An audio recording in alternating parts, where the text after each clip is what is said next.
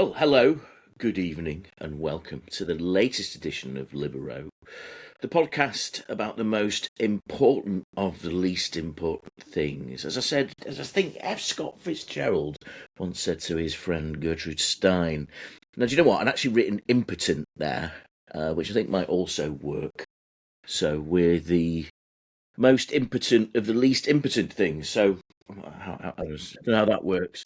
I Anyway, think John's pitching for some ED advertising there. listen, Newman's. we're all of an age. We're all of an age. Yeah, well, yeah. To get those advertisers flowing in, actually, I'm going to make a request. Keep spreading the word by liking and subscribing on Spotify, Apple, and joining in our YouTube channel. Get your comments in. So anyway, I'm joined in the virtual studio today by James Horncastle of the East Riding and the Athletic, and Miguel Delaney, adopted son of the Wandsworth Delta of the Independent. You may have noticed that we didn't do a European season preview.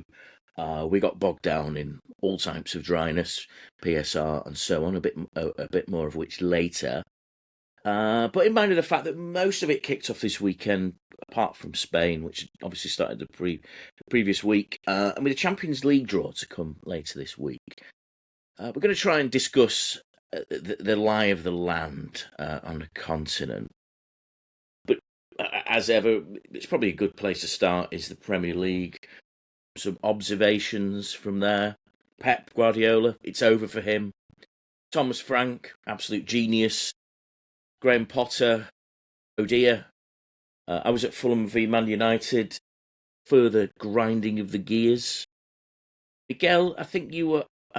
Where were you this weekend? So I'm actually home for my nephew's christening. That meant I went to West Ham Chelsea on Friday evening. Wow. Okay. So I watched United Fulham from my local pub yesterday, which is extreme to extreme. Is either massive United fans or ABUs. But yeah, I was going to say there, just from what you mentioned, I mean, going into this weekend, the teams were obviously good signs of United. Amorim is all going well. Guardiola, yep, everything back. City are going to dominate everything again. And Spurs, what a joke. Whereas after the weekend, as you say, Pep, it's over. Amorim, massive problems. And Thomas Frank is the man that United should have gone to. Yeah, who is Eberechi Eze is what they're asking in Tottenham these days. Yeah, we've long forgotten. Yeah, amazing, isn't it, the way these things are turned over. And of course, another team of which doom and gloom was predicted earlier this week, Everton. Jack Grealish reborn. Great to see, I think. But yeah, so many storylines in the Premier League. We go. And actually, we should add, there was 3 great stories, or at least 2.5 great stories outside the Premier League, which is Morecambe, Sheffield Wednesday, and Coventry City, given like the anniversary and buying it. Now, maybe that I say 2.5 because not so great for QPR. But yeah, it does, especially given what we're about to talk about for the next hour. And actually, this is true for the European League as well. The good of football does still find a way. Yeah, I mean,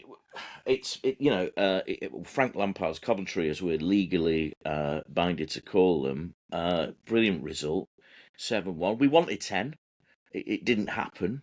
But yeah, they're now in control of their stadium after 20 years, the RICO, all types of legal wrangles. I don't know if you've been up to the stadium. I was up there a couple of years ago, and it has a slightly careworn feel to it, like because it was sky blue, the colours obviously of Coventry City, bleached in the sun such as it is in Coventry, and so it has this sort of like bleach sky blue feeling to it.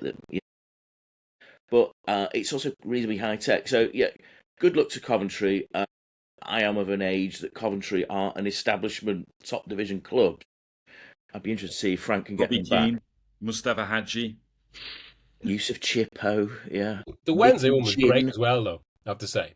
I mean, the Wednesday one was great. And Wrexham, given we discussed, some of the debates around their ownership, say, to be fair, their fans, like when the gold shirts in solidarity, the chanting in solidarity, although I was speaking to someone who was at the game who said the chanting in solidarity from Wrexham fans inspired Wednesday's comeback. Well, yeah, I mean, Wednesday things are so difficult for the players and staff there. and obviously, and we're talking about sporting difficulty there, aren't we? Wrexham are actually finding it reasonably difficult in the Championship, which should make for interesting streaming content. And we'll get onto streaming content later in this pod. Right, okay, to the continent, and one of us here is actually on the continent. James, you are on one of his regular trips to Serie A citadels. Where and when have you been? Where are you off to next? I am in Milan at the moment, which is a pretty good place to base yourself, particularly in the final week of the transfer window, because usually the clubs rent a hotel behind San Siro and they use it as kind of a trading floor where they all meet. It all happens in one place. So if something falls through, you can go and talk to another club. They might have a player in the position you want. Speed dating, speed So like transfer. It is. draft mixed up with trading places. That sort of, yeah, it sounds great. I mean, why aren't Sky getting this and monetizing this? As a spectacle. Well, again, I mean, I people think I'm just the company man saying this sort of stuff because it's very much part of my company brand. But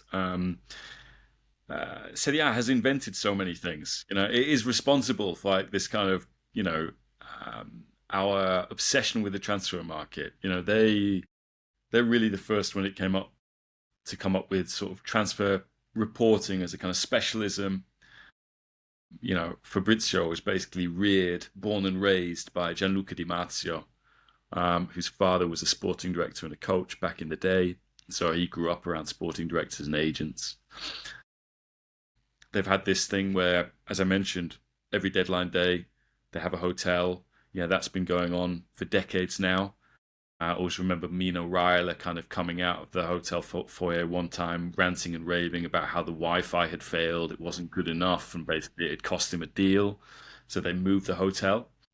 And so, I mean, the other reason to be here is because at the moment, like Lombardy, as much as there are Milan and Inter here, Lombardy, the region, which Milan is capital, there are so many clubs in Serie A from this region. Last year it was Monza. Monza have gone down, but they've been replaced by Cremonese, who have just up the road. Como, biggest spenders in the league last couple of years, just up the road as well. Atalanta, who've been such a mainstay of European football as well over the last 7 or 8 years. A very short train ride away. And, because in Italy, HS2 actually happened rather than sort of just billions of taxpayers' money in Britain just going down the drain. You can get to Reggio Emilia to watch Sassuolo Napoli, which is what I did on Saturday, in 40 minutes, which is crazy. So yeah, I've done Sassuolo Napoli, saw McTominay again. I think Kevin De Bruyne is going to have a really hard time actually knocking the crown off Scott McTominay's head, which is just incredible when you think of their careers in Manchester and how Kevin De Bruyne was seen as the best player in Manchester City's history, one of the best players in Premier League history. Scott McTominay, good United career, but Naples legend. He seemed of a sort of inferior Darren Fletcher, wasn't he? That was like it was. Well, do you remember his kind of origin story was basically Jose apparently putting him in the team for some sort of political reason. Because Pogba was dropped in a classic, but obviously McTominay's gone on to prove is very much not political. He was also a favourite of Sir Alex as well. It was after Sir Alex's time, and there is some footage of I think it's a pre-season game where Sir Alex turns to Jose, points to McTominay and says, "Get him in the team." He's a fellow Scot, you see. I think that might have been part of it. Scott McTominay has lived up to at least Sir Alex's expectations. I was always thought that he was misused by United. There was something there, but like so many players at that club, United didn't find it. And just see him actually dressed in a suit at Wimbledon this year, and looking like the consummate European gentleman. Incredible. He could have been hanging out with James Horncastle. I mean, it was. I was going to ask you, Miguel, about one of your compatriots, Evan Ferguson, played for Roma. Decent enough debut. The goal didn't come, but they did win. Yeah, and looked encouraging. He's probably kind of getting up to sharpness, given I suppose full fitness has been a bit of an issue for him since his initial breakthrough, which is now 2 years ago. But like I think I was talking to James about this during the summer. One of the reasons he actually picked Roma, he did have a lot of options because clubs can see the potential in him, despite kind of how he had stagnated a bit. But one of the reasons he picked Roma was because Gasperini got him and basically told him about how, what he did with Højlund. He thinks he's a better player than Højlund and feels he can kind of, fashion him into the forward he should become. And yeah, signs are promising, including I was just kind of going through the social media. I mean, this is also a very Irish thing as well, especially when we have a player who has potential like this, looking through the discussion from, foreign country about our player there. And yeah, Roma fans got on about how he's the reincarnation of Batistuta and all this, which is great to see. if not necessarily something we've seen him physically yet. There's a great Irish pub crawl that you can do in Rome as well. If he wants to do that, Scholars Lounge, Abbey Theatre. It would feel. I mean, anytime I've been to Rome and seen the Irish pubs, it's like it'd be wrong to be in Rome and be in a bloody Irish bar. I feel that about most cities, actually. But anyway, it's one of the few places you can watch Premier League. So, like when I lived in Rome, I would go to the Abbey Theatre, get a fast menu, which was like a unspeakable kind of burger for you got burger, chips, and a pint for like €9, and then you could just watch Premier League all day. Which I mean, I know people have this certain idea of what my life might be like in Italy, but some days just wanted to go and have a Guinness and watch. I seem to remember watching Yeovil in a playoff final in the Abbey Theatre in Rome. Abbey. But anyway, digression. Ferguson, I thought, was really good.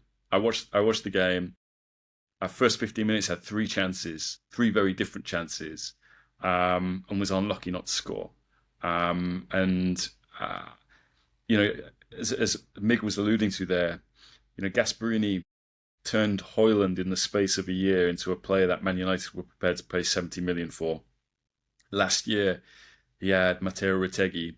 Retegui ended the top scorer in Serie A and has just moved to Saudi Arabia for 70 million.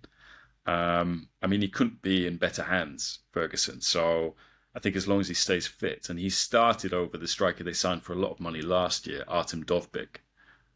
Very encouraging. But looking at the overall picture, James, in Serie A, it's fair to say it's in a bit of flux. I mean, 12 clubs have changed manager. I know they change manager a lot in Italy, but 6 of the top 8. One of your particular heroes, Massimiliano Allegri, lost his first game as Milan. Tell me about that. Tell me about all that managerial changes and the big flux we're in, because I can't really work out what is going to happen in that season, apart from Napoli somehow look a stable club when you've got Conte and De Laurentiis at the same club. I mean, it's how's that situation around? Yeah, I mean, even when the news came through last week that Lukaku had suffered quite a bad muscle injury and is going to be out for 3 months, Conte was very relaxed and was saying, you know what, we'll find a solution. Might be in the transfer market. It might be, among the players that I've already got. And Kevin De Bruyne kind of finished the game in Reggio Emilia playing as a false 9. And I mean, it's a lot of people have this idea of Italian football as being chaotic. And look, for decades, it has conformed to that. You've had owners who basically go through lots and lots of coaches in one season. But gradually those owners have been phased out and replaced by foreign owners. And, for the last 5 years, where you've seen this percolation of foreign ownership, there's been a lot more stability. So Gasperini, for example, was at Atalanta for nearly a decade. Stefano Pioli was at Milan for 5 or 6 years. Jose got 2.5 years at Roma, Allegri 3 years in his second spell at Juventus, 5 years in his other spell. I do think that stability was kind of behind that little resurgence that we've seen in Europe. Even Inzaghi was at Inter for 4 years. So that stability has been there. So this summer does feel like it's been the most volatile in quite some time. Miguel. There's kind of been in the post Juve era, which kind of like it did feel like it just a little bit like the Bundesliga, it's kind of deadened Serie A for a bit. There's been an enjoyable vitality to it, and even now, like after this kind of recent, I suppose, Milan resurgence for both clubs. If there's a title race this season, say between Napoli and Roma, and it does feel like maybe Roma winning it would be so good for the competition, but that kind of the storyline of potential unpredictability of winners you don't necessarily see happening, that feels all the more important now, given I suppose like what we're going to talk about, which is how these leagues kind of adapt to this new world, especially against the Premier League's power, because it's the one thing he can sell, or one big thing he can sell. But of course, then another issue, as we'll get onto, is ensuring you have people to watch it. Yeah. We'll move on to Spain now, and I watched over here on the Disney Plus Saturday night special. Interesting. At one point, they need to get the sound mix right, because I had both Phil Kittro and Rob Palmer at the same time. Love both of them. I would rather hear one at a time, but other than that, they actually for a first game, Levante against Barcelona. It was just a typical Barcelona game. They go 2-0 down, and then Barcelona come back and win. Marcus Rashford subbed at half time, which they started last week. If you want to correct that. What? Sorry, they started last week. Yeah, sorry. Yeah, well, no, it was the first game on Disney. Sorry, on Disney. Yeah. So I mean, it's that high wire act, isn't it, of Hansi Flick? Whatever happens to Barcelona, they're really entertaining. They really, I mean, they will give people a game because of the way that they play. Marcus Rashford struggled, and then essentially Hansi Flick talked after about how Rafinha is the playmaker, and from that point on, slightly fluky goal actually at one point, but it was just as you'd expect. Barcelona are such high risks, but so entertaining to watch. I mean, they're such a fascinating club as well, and they're almost kind of a case study for where modern football is. At least some of the financial decisions they've taken over the past decade. And you would almost, there is this argument, and a lot of people in football say it, that like Barca, really, they really don't deserve to be back where they are because of some of the decisions they've taken, some of the strategies. And yet, okay, it's still not the Barcelona of Guardiola that essentially created their modern identity. But against all that, and against how kind of like just complex with everything with Barca seems, there's two things that still makes them, so compelling and alluring. One, as you've said, is suddenly this decision to appoint Flick, whose style has made every game. I mean, they've become kind of like unmissable again in a different way they were to Pep Guardiola. And of course, something he's using it in that, which is just again this production line of players. The one thing the club, to be fair, regardless of what happens around it, all the noise. There is an argument really that this summer, the club that should really have been in for Isaac, and what we would have expected maybe for most of the last 30 years of football history, was Barcelona. They even had a vacancy in that area. They could have used him in the way they've used Rashford, or at least kind of maybe, but they needed a wide player. Instead, they did the Rashford deal, but of course, even Rashford, he's facing competition from their array of young stars, chief among them Yamal. So suddenly, again, despite the dysfunction around the club, here's another Messi. Well, yeah, and Pedri. We should. They did sign him actually. Well, Pedri they signed when he was very young, but I mean, Pedri scored a brilliant goal, and which is something we didn't normally see from him. The fascination with Barcelona, and again, the PSR debate. Other clubs like Newcastle, like Aston Villa, must look at a club like Barcelona that have broken it appear every rule possible, and pulled all these levers and fallen out, and yet are still able to compete at the top because they're part of an established elite. But it does feel that at any point it could come apart, and that continues the fascination with that club. But my memory of Barcelona before the Pep Guardiola era was there were boom and bust, weren't they? It was either crisis, feast or famine, and obviously that great big gap between 1974 and 1985 of not winning the title and expensive buys that didn't work out. And maybe they're just more like the real Barcelona than the Pep sort of perfection element that they had under him and Luis Enrique. But even the Pep era kind of actually, in a longer term, fitted into this, because rather than use it to kind of build something very stable for the future, instead them and kind of, I suppose, Madrid as well, and a whole kind of the La Liga power at that point, rather than create something sustainable, they actually created something to cannibalize themselves in terms of like so much of the money in Spanish football going into kind of two clubs. It allowed the Premier League to get ahead. And obviously, like, I mean, one of the major stories in modern football and where we are is because by the time COVID hit, they both had these kind of enormous levels of debt that was kind of almost manifested in the two signing. It was personified in two players, both in their late 20s, that they signed for huge money.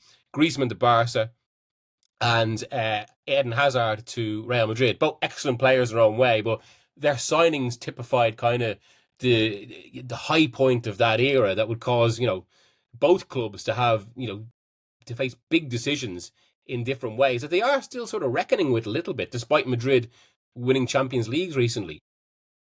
Barcelona have always been a big club, a very big club. But to use Wilson's inflammatory football food chain comment, yeah, they used to get picked off by the Milan clubs, Inter would buy Luisito Suarez, the original Ballon d'Or winner. Ronaldo, they'd pay the buyout clause for Ronaldo. And I think scale and stature as a club became disproportionately big with brand Barcelona when you had these things colliding, which was Pep, new football, the big leap forward for football with Pep, Messi, the greatest player of all time, and La Masia, all coming together there simultaneously. And that created a very long tail for that Barcelona era, which didn't obviously end when Guardiola left. Obviously, Messi kept going from one level to another. But, the big question with Barcelona has to be like, how did the most sustainable club become unsustainable? Which is, if only, Mick, you mentioned those, sort of Dembele and Coutinho transfers. If only they'd basically said, you know what, we're good. The guys down at La Masia, they tell us they found another one, in terms of maybe not a new Messi, but some players who, if we give it 1 or 2 seasons, they'll be there. We don't need to spend the money we've got from Neymar. And they spent that money. And then the other thing is the sheer expense of keeping Messi happy and paying him what he felt or his father felt he was worth. It's a colossal amount of money, even for a club that was bringing in huge revenues to bring in. Wasn't worth it in the end, was he? That was the point.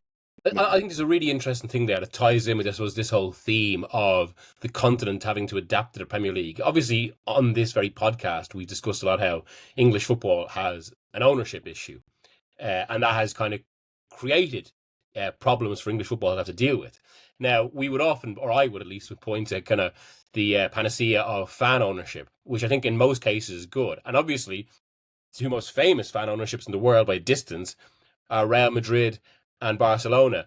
But from speaking to people who do work in this and kind of like, work with clubs in terms of how these models should operate, they would say that while it's fan ownership in terms of stakes as a club, it's not truly fan run, because the presidential model that both of these clubs have picked, and there are actually two different models at Osasuna and Athletic Bilbao, the only other two Spanish clubs that were allowed to keep this old socio model and it was because of their kind of their place in the local communities or the local geographical areas.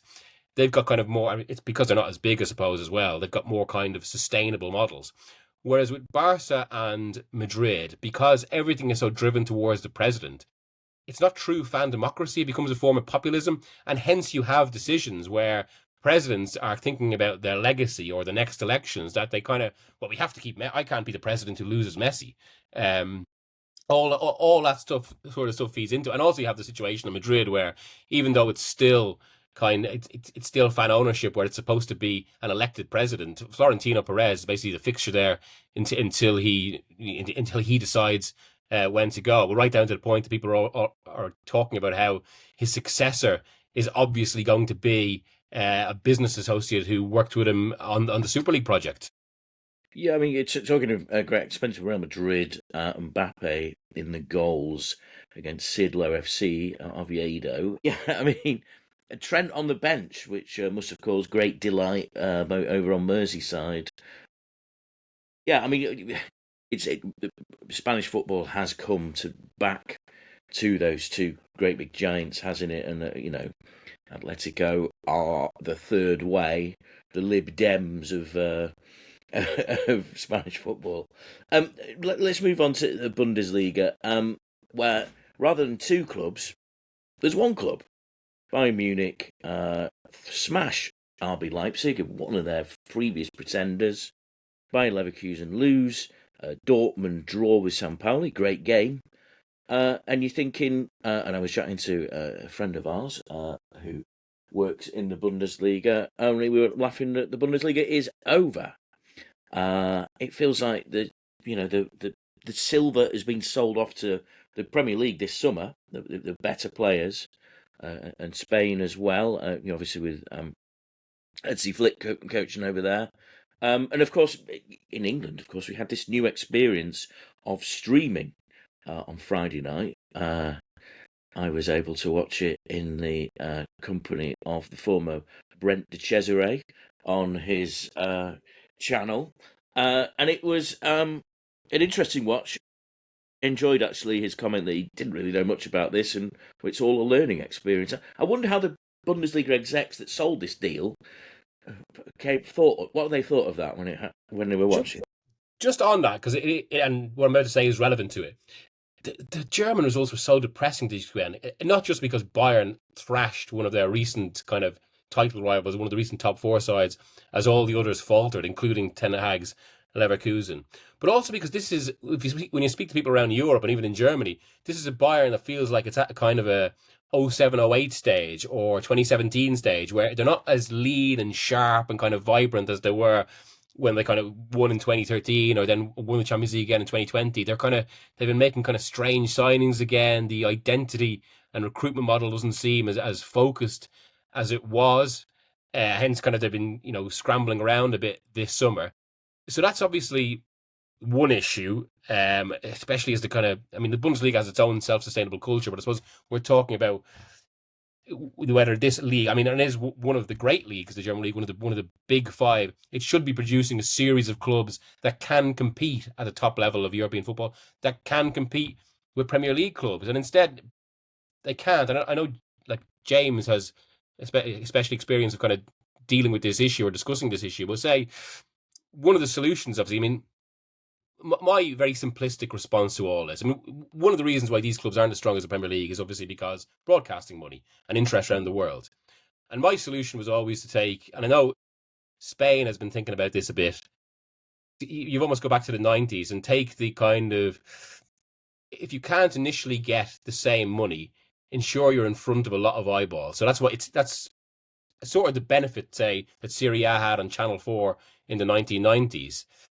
And you would think, I suppose the Bundesliga is now on BBC, so maybe that's a potential route there that they're thinking about, as well as Goldbridge's channel. We should call him. But because I know you've got a lot of thoughts on this, James, but it's a lot. It's not quite as simple as that, is it? That now there's all sorts of complex layers in terms of bringing the money in for now, and also trying to build some sort of audience that can compete with the Premier League, or can you compete with the Premier League? Look, I think the Premier League, the genius of kind of Scudamore and the team that he had around him was, to see this as a business very much from the beginning and just go out and sell the Premier League, in every corner of the world, often not give the rights away, but say, look, it's this price now, build an audience, and then, if the audience grows, we'll come back and we'll negotiate again.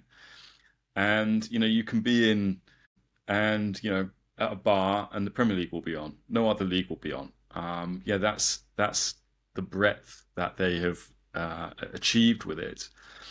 And, I think even domestically, when we were kind of growing up with the Premier League, you'd hear Keys and Gray on Sky talk about how it was the best league in the world, even though we knew it wasn't the best league in the world. When United was struggling against Honved and Galatasaray in kind of early Champions League, but they kind of spoke it into reality, because over the long term, that strategy of the Premier League to really kind of win out and conquer the world has squeezed out everybody else. And I don't look at that and blame the Premier League for it. I just think they understood it before everybody else, and now they've been able to grow audiences, bring revenue back to their shareholders. So the clubs have got richer. Clubs are able to buy better players, better coaches, and it means that when those broadcast rights come up again, those TV companies don't want to lose those rights. They either pay what they paid last time or they pay more. And so it gets richer and richer. And so the reason why the Bundesliga is on, Goldbridge's channel on the YouTube, and there's a Friday night game on the BBC and that sort of thing, is they can't get anywhere else. Even Sky in their last broadcasting deal, I think a lot of people would have said, "Where's the Bundesliga on Sky?" It's there still, but you just get the Saturday night game, yeah. Yeah, and it's tricky. It's tricky to find, and at least with the Premier League in the UK, it's going to be on Sky and TNT, and then Match of the Day on BBC. With all the other leagues, it's becoming so fragmented as they chase reach that they even just get even more lost in the shuffle. That's the threat. Yeah, I was going to get onto the next league there. I was talking about is France. Now, France obviously has had this huge problem with DAZN essentially handing the rights back, and them being unable to get many international rights sold, particularly in the UK. I am, as of last week, a subscriber to the channel. It's quite a cheap price, £60 for the season. You can watch every French football game in Ligue 1 and 2 if you wish. It's quite a good package, that I thought, for research purposes and so on. Beyond that, it struck the game that I watched a bit of. Was on the Saturday afternoon. I had to watch the highlights of because of the TV blackout. Was Marseille against Paris FC. Now Paris FC back in the Liga for the first time for many, many years. They're owned, of course. I think is it the guy behind Givenchy? They're actually possibly rich, the owners. But Marseille, coached by a familiar face in De Zerbi, they won 5-2.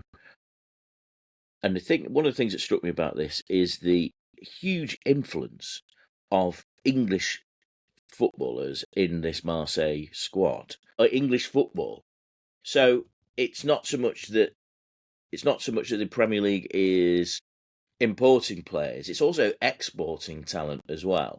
This is it. I mean, you look through the squad. The defender, CJ Egan-Riley, Neil Maupay is playing for Marseille. You've got Højbjerg, formerly of Spurs, in there. They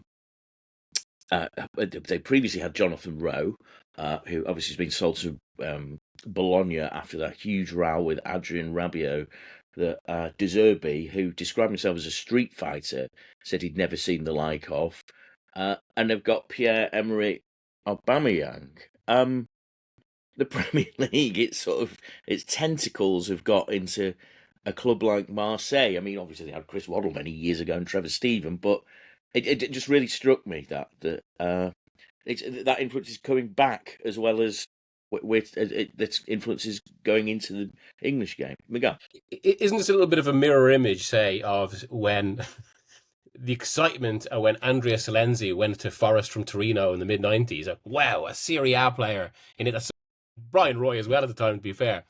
But I suppose it's more because I mean the parallel there is that Italy was the obvious like the power in the game at the time, and now England has gone to greater levels of power. But because it is this global Super League, it obviously just won't have the same space for everyone, and and since no other league can compete with it on the same level, bar a few individual super clubs, that they have to almost. I don't want to say cast-offs, but like that's sort of where we are, and like even this week, because one of the themes of the entire transfer window this year, when you speak to it, and this comes back to suppose why Barcelona say haven't gone for Isak in the way that they would have done for most of their modern history. Everyone said like there's just not the money in Europe, even among the big clubs. You have to spend in a certain way, so it's why this week in Europe, this last week of the window, could be particularly active because suddenly there's a lot of the big Premier League clubs like Arsenal, like Manchester City, like Manchester United that need to sell now, and clubs are going to be looking for opportunities. And I think that's one reason why and there is another dynamic, like say for example, I know James wants to get in here, sorry, but how for the first time in history, all three Spanish clubs have an English player, and they're not just kind of like medium level. They're big name English Major players. players, yeah. But it's still all part of this kind of wider place of the Premier League in the global game. Yeah, the name I didn't mention with Marseille actually is, of course, Mason Greenwood. Who's an exile from English football for much reported reasons. James. No, I think there are three tiers. Talking about that mirror image that Mig was talking about, where the best English players, if they have the opportunity to go play for Real Madrid, Madrid is still Madrid, and I think it is something that's very encouraging. We should be very proud of as as Englishmen. That the likes of Bellingham, Trent are considered good enough to go and play for Madrid. The other tier is the Dortmund model, really, which is to take a chance on young players who can't find a pathway at big elite Premier League clubs, develop them, and then either sell them on to, in the Bellingham case, to Real Madrid, or more often than not, sell them back to the Premier League, which is what happened with Sancho and Gittins. And that has really become a model across Italy. I know with AC Milan, when they signed Tomori, for example, Tomori's still at the club. But the initial instinct with that was, okay, if we pay 30 million for him and he does well, wins the league, which he did, maybe we can at one stage spin this back to the Premier League and make a profit. That's what Roma thought with Tammy Abraham as well. So they're looking at how rich and wealthy the Premier League is, and like always thinking about ways in which they can attract some of that wealth back or take some of that wealth away by selling them what they want. And then, as Mig said, with and I think it's true of your list of Marseille players, John, is that you have clubs that they look at, on the one hand, physicality and intensity of the Premier League and think, like, even if we bring in a kind of B grade Premier League player, they can be an A grade player in our league, and the other is they're prepared to take chances on players that have had injury problems. You can look at Ferguson. Ferguson might fall into category 2 of these 3 categories, but like you look at what Roma are doing with Evan Ferguson, but they will take chances on. Even McTominay. I think McTominay has found the right coach for him in a good team, and Conte is getting stuff out of McTominay, which I think Conte would have got out of McTominay if he'd been the coach at Man United, which I still can't believe that Man United have never gone for Conte. And they find a new role for them within these leagues. So. But that's how these how the clubs on the continent are now having to think about their transfer business. I think we should probably take a short break there because, that's what we do on this podcast, is take a short break. And after this, we're going to talk about a couple of less starred leagues, but you'll see.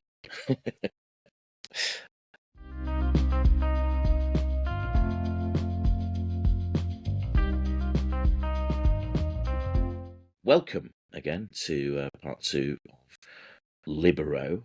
Now,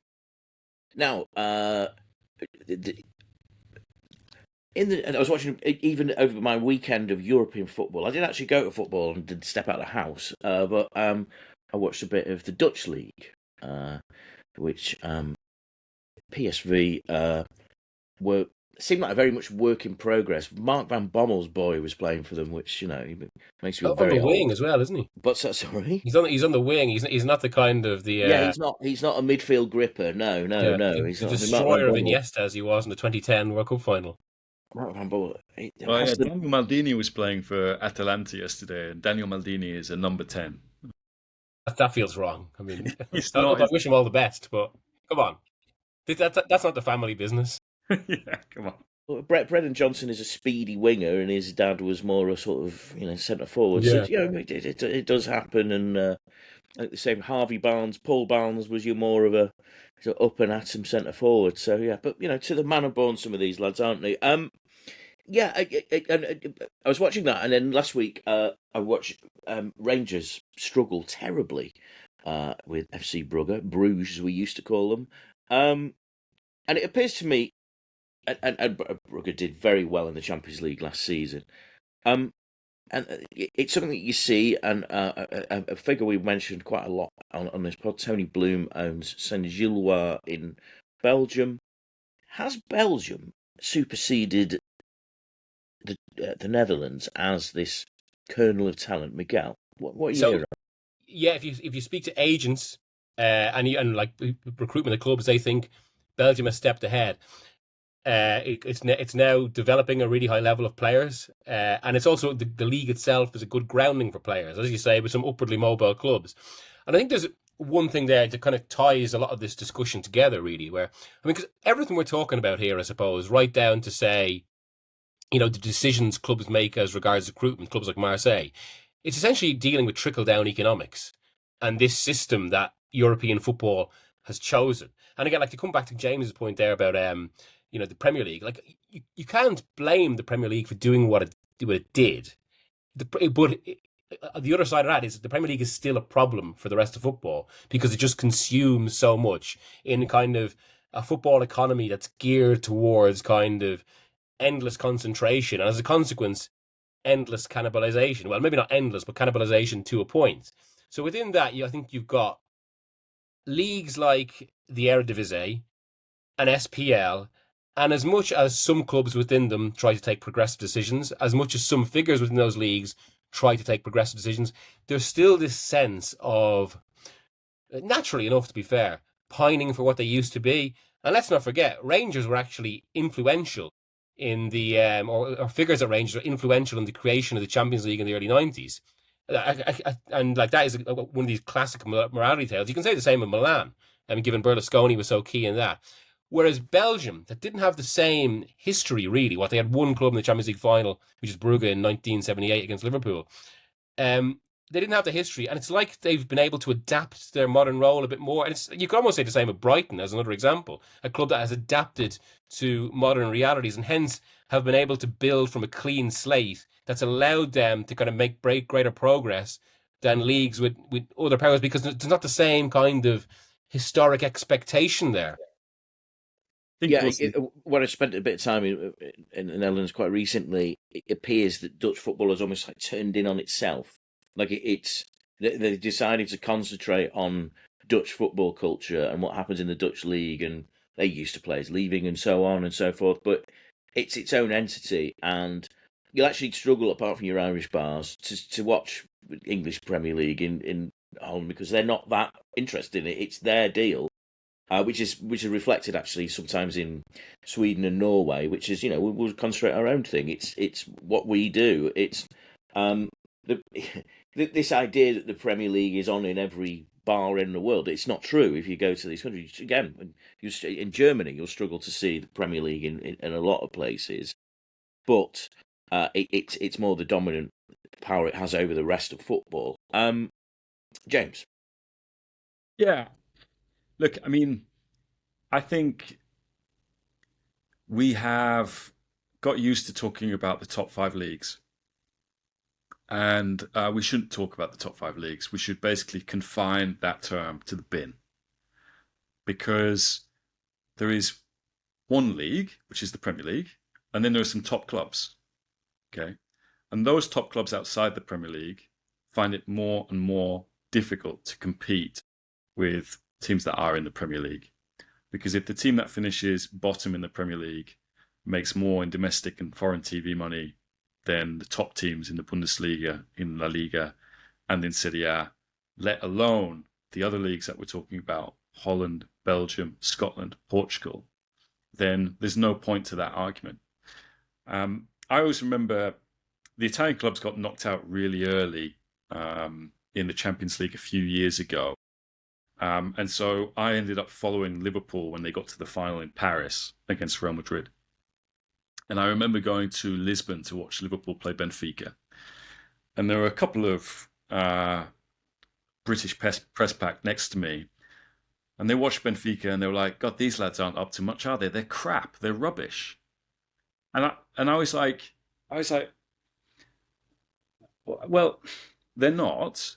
But like, if you look at the difference in revenue, ability to retain players, these clubs have now, which have great European histories. You think of Benfica, you think of Porto, tremendous European histories, have now had to become essentially like finishing schools for talent that goes to PSG, talent that goes to Real Madrid, talent that goes to the big Premier League teams, or Wolves. Okay, right? And I find that very sad. I find it very sad, and people should be worried. If you're typing the term Farmers League to describe clubs in Liga or Bundesliga, Serie A, that's a canary in a coal mine of a very serious problem about the ecosystem of football. And one other thing, that last point I'll make on this, is that for all the critics that Andrea Agnelli had when he was chairman of Juventus and head of the ECA, one of the reasons for reforming European football and going into the Super League was because he saw that, and he described this as like, you're in a second-class train carriage, and all of a sudden that train carriage is going to get disconnected and the first-class carriage is about to pull away. And you need to be in that first-class carriage, okay? Because what does it mean if you don't stay in that first-class carriage? It means you ultimately go the same way. So the leagues I'm talking about now is Germany, France, to some extent Spain and Italy. And I'm pretty sure Andrea Agnelli foresaw a future in which they go the way of Holland, Scotland, and Portugal. Now, the big clubs, I think the big clubs looked at the Super League almost as like, in Interstellar, you've got the spaceship, we're in a dust bowl here, we have to find a new planet. Okay. A new planet which can support life, and that was it. But I think the problem more and more is that those leagues which we've traditionally considered top five fear that in the economic food chain they will become to the Premier League, what Liga, what Portuguese league, Scottish league, and the Dutch league have become. Yeah. And on that, this is why the new Champions League, which of course Agnelli was central to its idea at the exact same time as the Super League was happening. I mean, this is a consequence in some ways of the discussions that led to the Super League. But it's why, and we got the draw for it on Thursday. It's why it's seen as such a potentially huge impact on football's future. And now, we've got 6 of the teams in it are from the Premier League. That's a sixth of the competition, which is absurd. But yes, all of these clubs, like the Juves, the Benficas, the Celtics, they see a particularly crucial development in the way how, the European season used to be this clean split, a few games before Christmas, the knockouts after Christmas. Now it's one parallel season, basically, running alongside your domestic league, because it runs right through the year. There's a lot more games. And I suppose, to touch on James's point there, if you're in a league that just doesn't have that TV market, like pretty much all of them outside about 3 or 4 after the Premier League, suddenly you're in, and it's the same issue that the Champions League has fostered or kind of crystallized for the last 30 years, but going to its next stage. Suddenly you're actually in this constant league that has this massive market. And it's why I think it's why people call this new Champions League. Well, it's one of many reasons they call it the Super League by another name, because it is kind of institutionalizing exactly these plans while giving a lot of the mid-tier clubs this sop that they were going to miss out on from the original Champions League. And actually, if you look at the evolution of these things, what the Champions League is, what it's going to be drawn for this Thursday, it starts to look a lot more like some of the ideas that A22 had after the initial Super League failure, right down to the fact we've got three-tiered European football now, where like the conference has basically been created as almost a Champions League for like 25 other leagues, which is why I have to say I do think it's wrong that, like, well, it's great for West Ham, they won it. I don't think English clubs should be in it, because like we've got 9 English clubs in European competition, 6 of them in the Champions League. Yeah, and this is why I kind of think that Crystal Palace fans, while I understand they're upset about being demoted from the Europa League into the Conference League, you have a far better chance of winning the Conference League than you do the Europa League. Yeah, that is a chance to win a European trophy. No one will care what it's called. You'll be able to say we've won a European trophy, and you'll get to have another campaign in Europe if you win it. So it just keeps, in some respects, I think, it's not the demotion they see it to be. It could be something that gives them as rewarding a season as they had last year, and more memories than being in the Europa League. So, but yeah, I take Mig's point. It's absurd, really, that since the Conference League started, it's been dominated by Italian and English teams. Yeah, I was going to say, actually, I suppose a measure of the evolution of the Champions League since its inception in 92-93 season is that, remember, FC Brugge v Rangers was one of the group games that could have led towards the final. Those were two of the bigger teams in the competition. And of course, now they're scrapping it out to be, in the bottom rung of this, enormo group, scrabbling for extra money and revenue. Last season Celtic's exploits were seen as a great success, and by creeping into the, amazing. But and on that as well, I mean, like I do have a lot of issues with some of how the new Champions League was discussed last year, especially UEFA's will to just describe it as a massive success.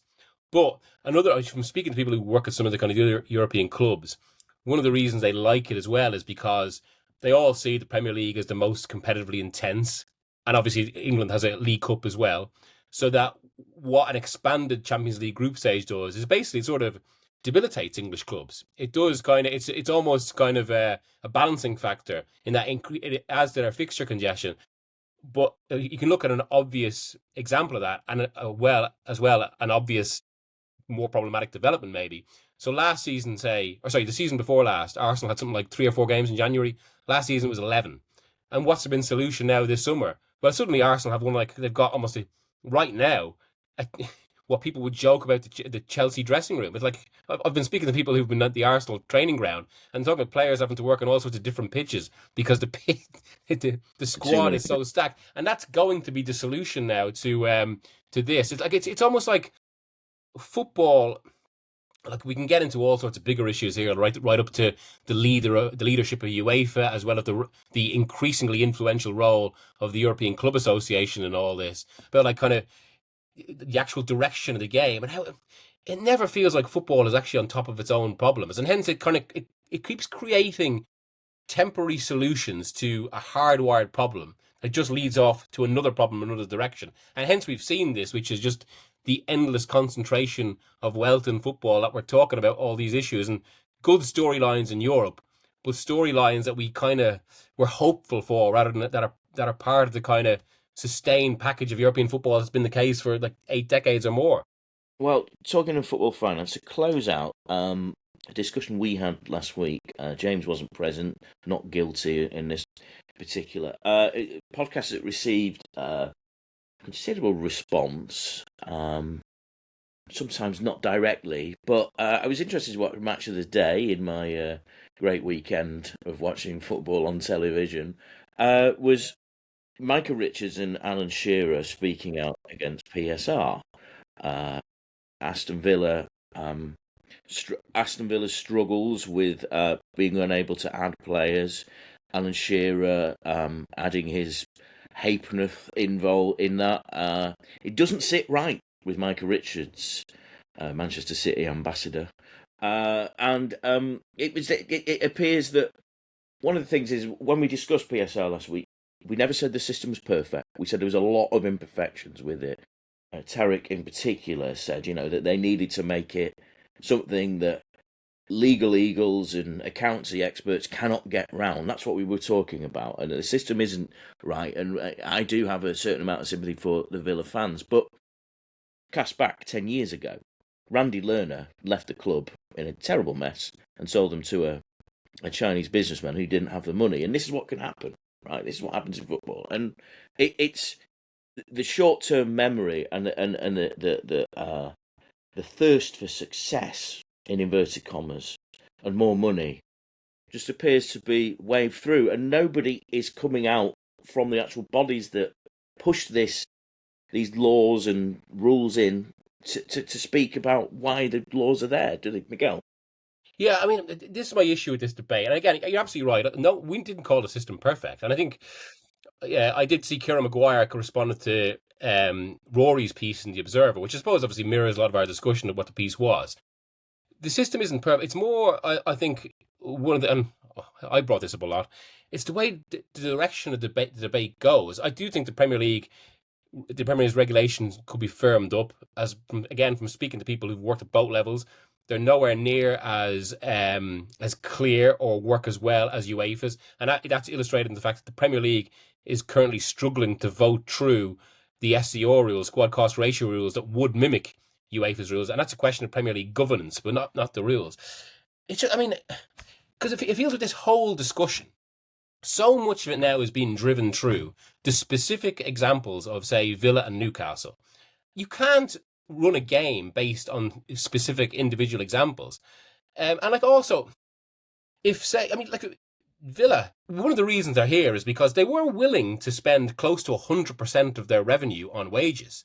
That's essentially trying to accelerate success. I don't think anyone in any level would say that's a way to, unless you can just pour ownership money in. I don't think anyone would suggest that's a good way to run a business. But again, it keeps coming back to the same thing. As soon as you create any sort of financial dependency on ownership money, that spools out into all sorts of other problems for the game, both in terms of kind of leaving it dependent on owners that come in, the inflationary effect, and it's why any sort of regulation has to have a more holistic look at football, because it's not just about these individual ownerships that can spend. What about the effect on the rest of the game? Sorry, I get very animated when it's something as dry as financial regulation, because it does frustrate me how the entire thing is shaped by specific examples anchored to, in the case of Newcastle, say, ownerships that, I mean, they're not in the game for the good of football. Well, the other complaint you have is like, what other business wouldn't you allow to be? Well, you have monopolies and mergers. I mean, it's like the FTSE index is run on companies that, of course, have to follow all types of regulations. That's business. How you do it. It's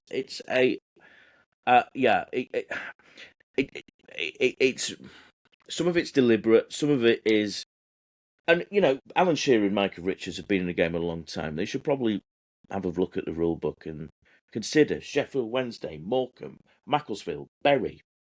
See what happens there.